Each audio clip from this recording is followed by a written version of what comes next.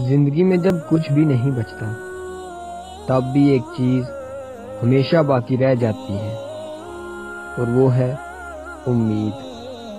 اللہ پر ہمیشہ بھروسہ رکھیے، وہ ہمیشہ ہمارے ساتھ ہے۔